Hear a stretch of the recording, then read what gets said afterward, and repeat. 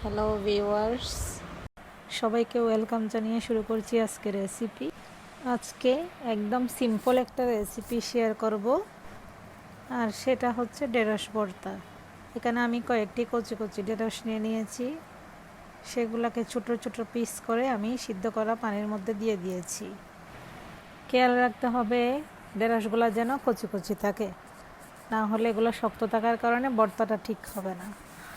এখানে আমি ঢেঁড়সগুলা সিদ্ধ করে নিয়েছি।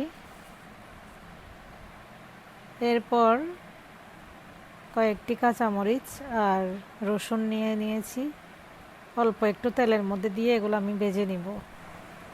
যেহেতু কাঁচামরিচটা আগে হয়ে গেছে, তাই আমি কাঁচামরিচটা আগে তুলে নিব। এরপর রসুনটা লালচে হয়ে গেলে এটা তুলে নিব। তারপর সেদ্ধ করা পানি থেকে ঢেঁড়সটা আমি আলাদা করে নিয়ে পানি ঝরাতে রেখে দিব। এরপর সবগুলো উপকরণ একসাথে নিয়ে একটু লবণ দিয়ে এগুলো মাখিয়ে নিতে হবে। ভালো করে মাখিয়ে নেওয়ার পরে এখানে আমি ঢেঁড়সগুলো দিয়ে দিচ্ছি।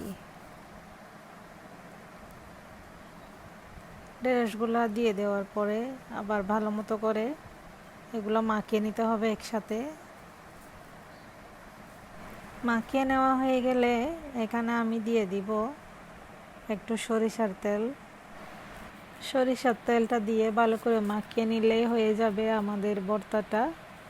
এই সিম্পল ঢেঁড়সের ভর্তাটা খেতে অনেক ভালো লাগে গরম ভাতের সাথে। এটা আপনারা অবশ্যই লবণটা চেক করে নেবেন, বাসায় একবার বানিয়ে দেখবেন, খেতে অনেক মজা লাগবে।